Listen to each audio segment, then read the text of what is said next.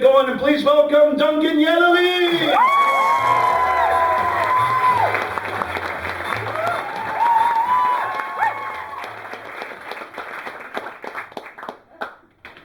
Never let the truth get in the way of a good story.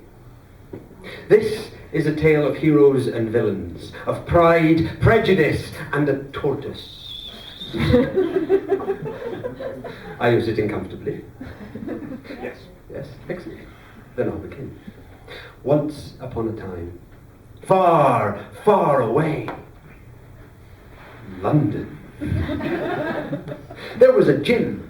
Not like a Jim, but a small boy called Jim. And Jim loved to read. Most of all, he read the newspaper, searching through for news of his hero, the Duke of Wellington. Because this is 200 years ago in 1815, and we are winning the war. Yeah. Jim shuffles through the paper.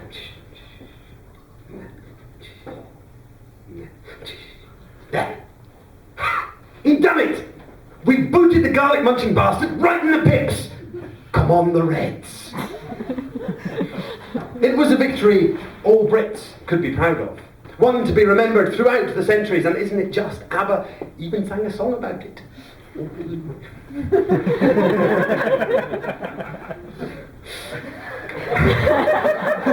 British history is full of heroes. And many of them, like Wellington and Nelson, have been commemorated and celebrated in traditional fashion by building a huge phallic-shaped statue to them in a public place. You think Nelson's column's big? Wellington's is bigger. And in this era, many of our heroes were men of action and adventure, military men and fighters. But time, as they say, moves on. Over the next 100 years, everything changes. Britain becomes the workshop of the world. Heavy industry really kicks off, and train spotting is invented one Monday morning when Mr. Dixon opens his front door, is knocked flat on his arse by the chuffing contraption, and exclaims, "Marjorie, get me notebook, it's the number 1 from Clue." All is well with the world. We are the best. We build the best, we throw the best parties, and crucially we are the best at boats, which we use as a stick to beat up smaller countries and remind them just who's the best. But then along come the 2 world wars. Mostly nasty and not much fun for everybody involved. And suddenly, having an empire, which we'd done pretty well up until that point, was no longer PC. The British people needed something to be proud of now that the systematic subjugation of other nations through the force of arms had been given a bad rep by Germany. So what do we do? Well, 2 historians come up with the answer. Let's rewrite the history of the world.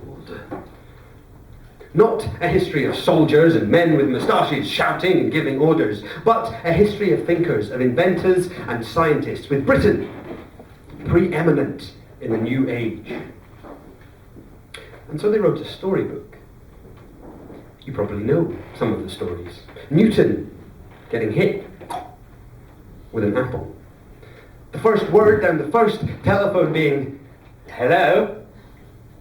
Or Archimedes getting up out of his bath in Athens and committing public indecency all the way down the street, shouting "Eureka." After all, this new history of science in Britain had to be rooted in the classics to give it some sort of authority. All of a sudden, scientists were heroes, raised on pedestals above mere mortal men. But, as you've probably guessed, this was not an honest history. Let's take a little look at some of the historic actors in science, some of those heroes, a little bit deeper. Leonardo da Vinci. Anatomist, botanist, inventor, constructor, illustrator, genius of a man, years before his time. But, can you imagine him on Dragon's Den? Duncan Bannatyne here. What have you got for us, Leonardo? I have this. I call this a helicopter. It will rise man into the heart a bit on the top, spins and up. It's great. Oh, that's very good. And does it work? Well, no. Alright, you got anything else? Yes, I have this. It is a tank. It lets you kill lots of the enemy without being killed yourself. Oh, that sounds brilliant. Does it work? Not as such, no. Well, alright, what else have you got? Well, how about this, the glider? It lets you soar like a bird through the sky. Oh, that's pretty impressive. Have you built one? Oh, yes, I have built one. Right, and did it work? No.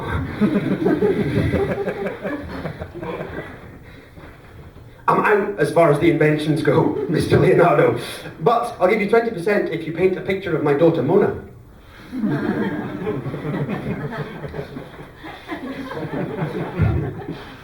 Charles Darwin, father of modern genetics, botanist, naturalist, genius. He's the reason that we know how lucky we are not to be monkeys anymore. But he married his cousin, the phenomenally wealthy Emma Wedgwood, and he ruined cuisine for us. I'll explain. Darwin set out on a voyage on the Beagle from London to the Galapagos Islands to bring back interesting scientific specimens to the Royal Society so that they could be officially ticked off and discovered.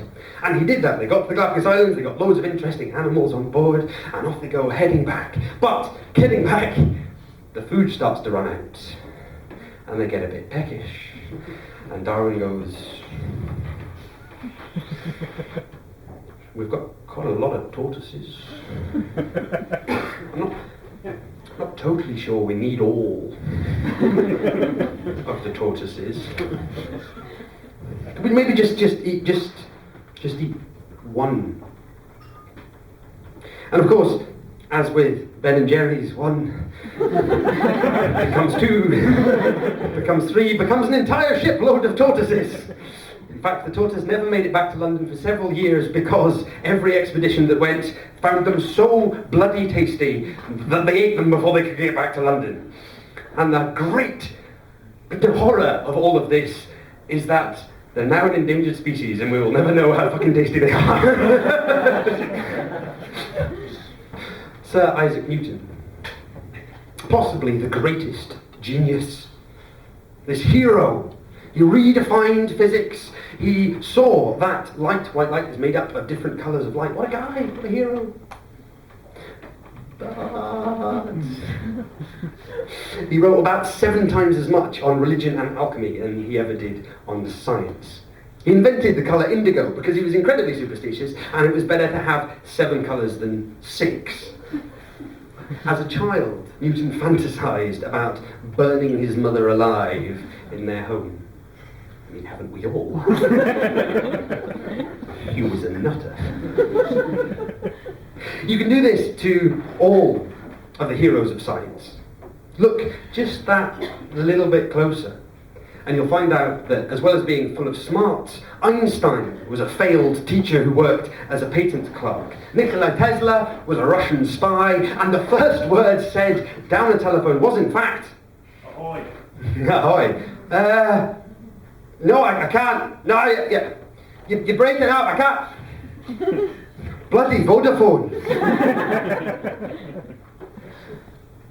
Some of these stories are true. Some of them are historical rumour and hearsay. Some of them I made up for comic effect. But the point is this. These heroes of science are not infallible, unreachable geniuses like everybody else.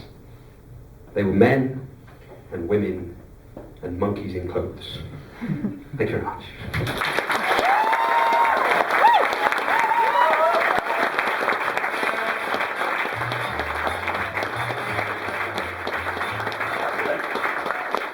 Basket award-winning accents by Mr. Duncan.